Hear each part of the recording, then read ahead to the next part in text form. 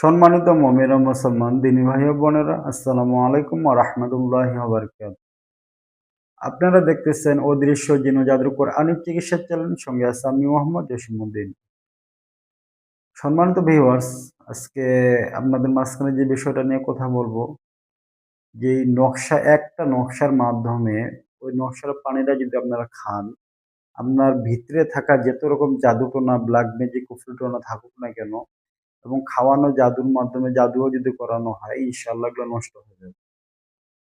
জি হযরতগণ, এর আগের ভিডিওর মধ্যে আমরা বলে দিয়েছিলাম যে জিন জ্বালানোর নকশা, আপনারা কিভাবে একটা জিন জ্বালাবেন। এর মধ্যে আমরা যে নকশাটা দিয়েছিলাম, এই নকশার ভিত্তিতে ওই ভিডিওর মধ্যে আমরা বিস্তারিত কথা বলছিলাম যে আপনারা কিভাবে রোগীর শরীরে থাকা জাদুগুলা নষ্ট করবেন কিভাবে, এবং কি এর মধ্যে একটা নকশা আমরা দিব। এই নকশার মাধ্যমে এই নকশার পানিটা যদি কেউ খায়, কন্টিনিউ কিছুদিন কন্টিনিউ করে, ইনশাল্লাহ তার ভিতরে থাকা জাদু টোনা, ব্ল্যাক ম্যাজিক, কুফরি টোনা যা থাকুক না কেন, ইনশাল্লাহ নষ্ট হয়ে যাবে।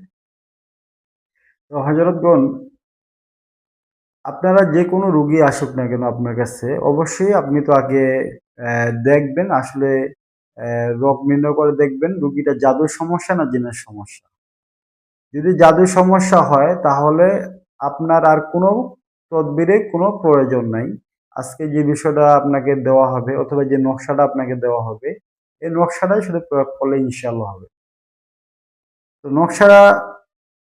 এই নকশাটা অনেক পাওয়ারফুল, এবং কি যত ধরনের জাদু থাকে না কেন সমস্ত রকম জাদু ধ্বংস করে ইনশাআল্লাহ।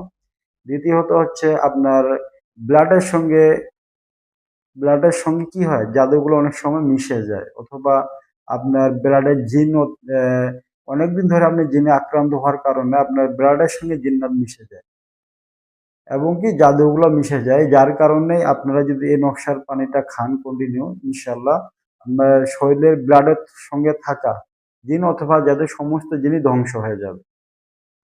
শুধু এটা আমার মুখের কথা না, এটা এইভাবে আমি নিজেও কাজ করে থাকি। আপনারা যারা আমার কাজ নিছেন, আমার কাছে কাজ করাইছেন, হ্যাঁ, আপনারা হয়তো সবাই জানেন যে আমি এই ধরনের নকশাগুলো প্রত্যেকটা রোগীর ক্ষেত্রে প্রয়োগ করি।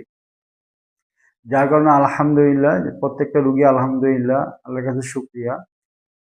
আল্লাহর অশেষ রহমতে প্রত্যেকটা রোগী আলহামদুলিল্লাহ আমি সুস্থতা আ অনুভব করে এই পদ্ধতি দেওয়ার কারণে। সবই আল্লাহর ইচ্ছা। আমরা চেষ্টা করি মাত্র। আমার কোনো ক্ষমতা নাই যে একটা রোগীকে সুস্থ করার জন্য। একমাত্র আল্লাহ সুবহানাহু ওয়া তাআলা যদি না চায়। তো যাই হোক, আপনাদেরকে যে নকশাটা দেওয়া হচ্ছে ইনশাল্লাহ আপনারা এইভাবে প্রয়োগ করলে আমি আল্লাহর কাছে আশাবাদী, ইনশাল্লাহ আল্লাহ পাক প্রত্যেকটা রোগীকে হেদায়েত নসিব করবেন, এবং কি প্রত্যেকটা রোগী সুস্থ হবেন ইনশাল্লাহ। এটা আমাদের পরীক্ষিত একটা তদবির। তো হযরতগণ, আপনাদের ক্ষেত্রে একটা জিনিস অবশ্যই বলে রাখি, যারা আপনারা নকশার মাধ্যমে কাজ করবেন, অবশ্যই নকশার জাকাত দিয়ে রাখবেন। অবশ্যই নকশার জাকাত দিয়ে রাখবেন। তো নকশার জাকাত কিভাবে দিতে হয় এ বিষয় নিয়ে আমার ভিডিও দেওয়া আছে, আপনারা দেখে আসবেন ইনশাল্লাহ। তো যাই হোক, তো আপনাদের যখন জাদু রোগীদের চিকিৎসা করাবেন তখন অবশ্যই কি করবেন, এই নকশাটা মিনিমাম 15 পিস অথবা 30 পিস লিখে অবশ্যই জাফরান কালি দিয়ে নকশাটা লিখতে হবে, এবং কি চাল অনুযায়ী নকশাটা লিখবেন। তো চাল দিয়ে নকশা লেখে, কিভাবে নকশার জাকাত দেয়, এই বিষয়ে বিভিন্ন আমাদের চ্যানেলে ভিডিও অলরেডি দেওয়া আছে। কিভাবে নকশার চাল দিতে হয়, কিভাবে নকশার জাকাত দিতে হয়। এই বিষয়গুলো পরিপূর্ণভাবে করে তারপরে আপনারা নকশা লিখবেন। তাহলেই ওই নকশার পরিপূর্ণ যে ফায়দা তাইলে আপনারা পাবেন। কারণ আপনারা হয়তোবা YouTube এ অনেক ভিডিও দেখেন, ওই ভিডিও দেখে ওই নকশা লেখেন। কিন্তু কোন রকম কাজ হয় না কেন? জি হযরতগণ, একটা জিনিস অবশ্যই মনে রাখবেন, প্রত্যেকটা জিনিসের একটা গোপনীয়তা আছে। জি অবশ্যই। যার কারণে নকশার গোপনীয়তা হচ্ছে যে নকশার চাল এবং কি নকশার জাকাত। নকশার চাল যদি আপনি সহিভাবে লিখতে পারেন, এবং কি নকশার যে জাকাত আছে, জাকাতটা আপনি যদি দিতে পারেন, অবশ্যই ওই নকশার মধ্যে আপনি ইনশাআল্লাহ পরিপূর্ণ ফায়দাটা পাবেন। যাই হোক, নকশার বিষয়ে আরো অনেক বিস্তারিত অনেক কিছু আছে। এইসব বিষয়গুলো আপনারা আস্তে, আস্তে পরে জানবেন ইনশাআল্লাহ। আল্লাহ যদি কোনো সময় সুযোগ করে দেয়, আপনাদের খেদমতে শেয়ার করব ইনশাআল্লাহ। তো আপনারা কি করবেন, যদি কোনো জাদুর রোগী আপনার কাছে আসে অবশ্যই এই নকশাগুলা স্ক্রিনে আমি দিয়ে দিচ্ছি ইনশাল্লাহ। মিনিমাম 15 থেকে 30 পিস লেখে ওই রুগীকে দিয়ে দিবেন।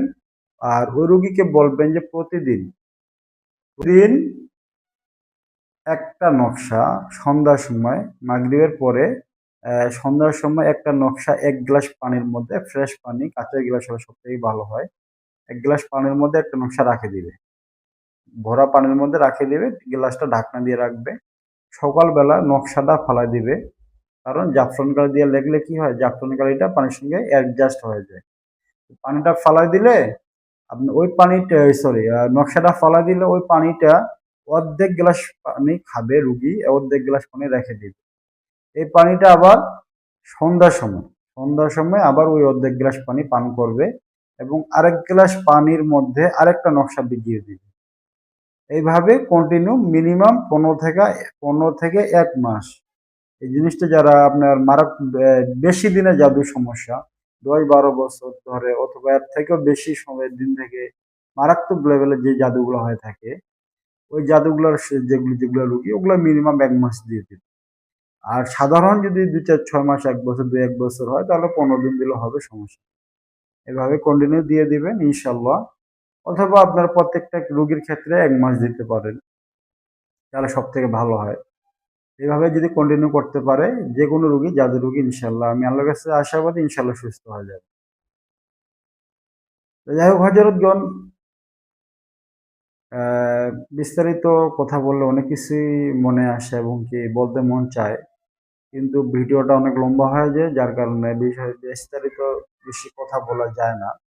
তো যাই হোক, ধারাবাহিকভাবে আমরা গুরুত্বপূর্ণ বিষয়গুলো নিয়ে আলোচনা করি ইনশাল্লাহ। তো অবশ্যই আপনাদের কাছে রিকোয়েস্ট থাকবে আমার চ্যানেলটি সাবস্ক্রাইব করে পাশে থাকবেন, কমেন্টে লিখবেন আপনাদের কি বিষয়ে ভিডিও দরকার, ইনশাল্লাহ আমরা ওই টপিকে ভিডিও করার চেষ্টা করব। তো আজকে এই পর্যন্তই। আসসালামু আলাইকুম ওয়া রাহমাতুল্লাহি ওয়া বারাকাতুহু।